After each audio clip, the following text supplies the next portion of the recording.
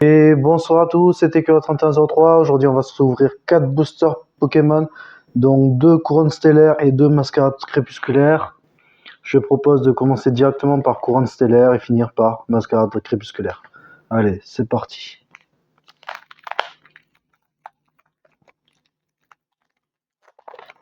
Ah voilà, j'adore quand les boosters s'ouvrent si facilement. Allez. Tournicoton. Fourbolin. Rhinophéros. Tout tombe. Délestin. Lucanon. Galopa. Cristal scintillant. Ça fait quoi ça? Lorsque le Pokémon Terra Cristal auquel cette carte est attachée utilise une attaque, cette attaque-là coûte une énergie de moins. Ah, c'est sympa, ok. Elle est texturée la carte? Non, elle n'est pas texturée du tout, elle est juste brillante. Ça marche. Statistique. Coxiclac. Énergie de base et le code. Ok, ça marche. Bon, pour le moment, j'aurai ça à protéger, les amis. Allez, c'est parti, second booster. Ah. Eh bien, qu'est-ce qui se passe? Ok.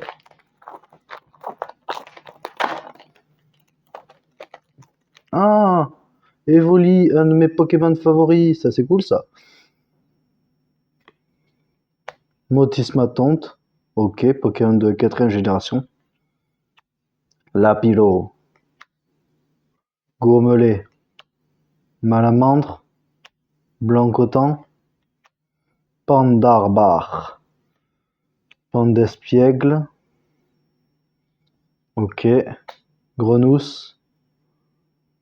Oh, qu'est-ce qu'on a les amis? 51 sur 142. Oh, une petite Megavolt X. Ça fait plaisir, plaisir. Alors, qu'est-ce que ça fait? Toile chargée 110+. Si le Pokémon actif de votre adversaire est un Pokémon X ou un Pokémon V, cette attaque inflige 110 dégâts supplémentaires. Ouais, 220 pour 2 énergies, c'est rentable. Si c'est en face un Pokémon X ou V. Fulgurite 180. Défaussez-vous toutes les énergies de ce Pokémon. Pendant son prochain tour, votre adversaire ne peut pas jouer de carte objet de sa main. C'est bien, c'est sympa. C'est sympa les amis. Énergie de base et le code. Alors, j'ai en profité pour suivre ces 6 cartes brillantes, les amis. Il faut pas déconner avec Pokémon. Hein. Hop là, et de une. Ouais, moi je sleeve tout ce qui est brillant. On sait jamais sur le long terme, ça peut peut-être valoir quelque chose. Même si la probabilité ça vaudra pas grand-chose. Du genre ces cartes de base là, juste un peu brillant. Mais bon, s'il y a des collectionneurs, enfin, si je dois faire un jour des échanges avec des collectionneurs, ce serait bien qu'elle soit dans la meilleure état possible. Voilà, voilà. Petite coque si claque. La statistique. Alors, j'arrive. Ah, voilà, parfait. Hop là. Et un petit cristal brillant. Oui, oui, oui. On dirait une ressource dans un jeu vidéo contre échanger de la monnaie. Bref. Pour le moment, j'ai eu que ça. C'est mieux que rien. On va dire ça. Allez, c'est parti. Mascarade crépusculaire. Une des extensions mal aimées de la communauté Pokémon.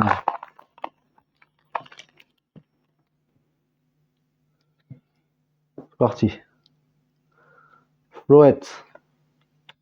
Tournegrain. Ah, Abra. Pokémon de la première génération. Qu'est-ce que ça fait? Téléporteur. Une fois pendant votre tour, si ce Pokémon est sur le poste actif, vous pouvez le mélanger avec votre deck ainsi que toutes les cartes qui lui sont attachées. Ok.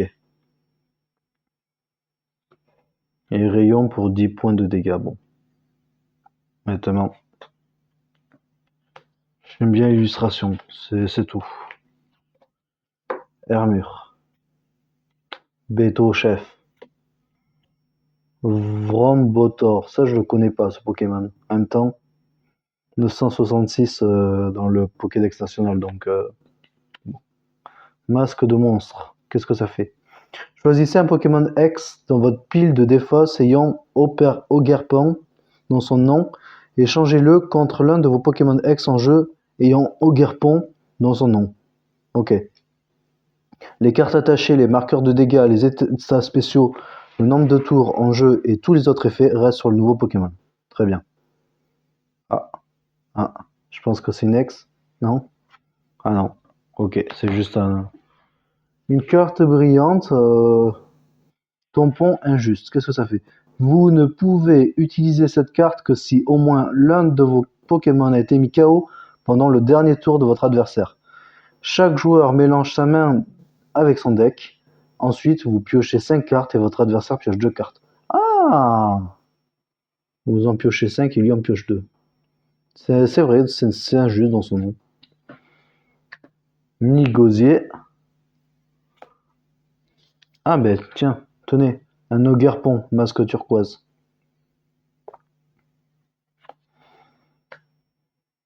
Énergie de base. Yep, le code.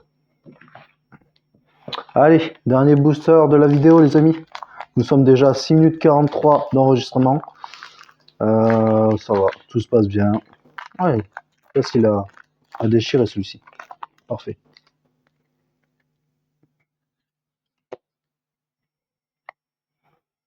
Ah, Musiole, Pokémon de la 3e génération, je dirais.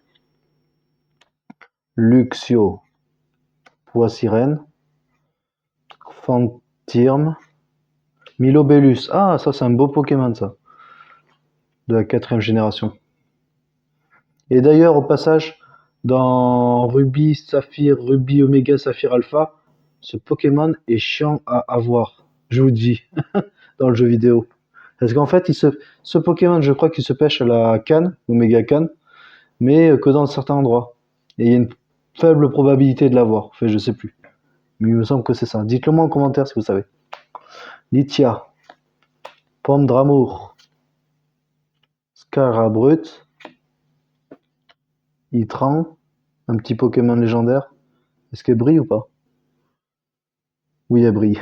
Ok, faudrait la sliver. Et Amovenus.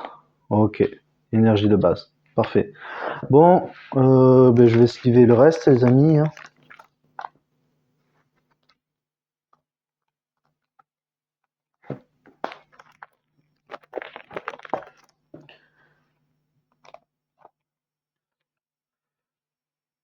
Hop.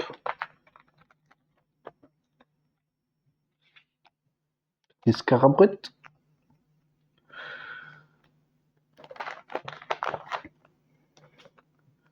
Ogerpon. Alors, comment dire, l'extension sur Écarlate et Violette, je l'ai pas faite parce que le jeu est violet et le jeu Écarlate m'ont pas trop plu pour le moment.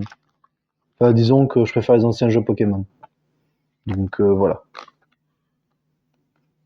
Après, le concept est sympa, mais pour le moment, je préfère les anciens jeux. Est-ce que c'est une secrète ça ou pas? 165 sur 167. Ah ben non, pas du tout. Bon, on va faire un petit résumé de ce qu'on a eu. Tampon injuste, Nigosier, Ogerpon, Scarabrut, Itran, Amovenus, Cristal scintillant, Statitique, Coxyclac, Pan d'Espiègle, Grenousse et une petite ex, Migavoltex. Ça va sympa. Bon, bah les amis, j'espère que l'ouverture vous a plu. N'hésitez pas à me faire un petit retour en commentaire. Et je vous dis à la prochaine. C'était Écureuil 3103. Bye tout le monde. Ciao, ciao. Et bonsoir.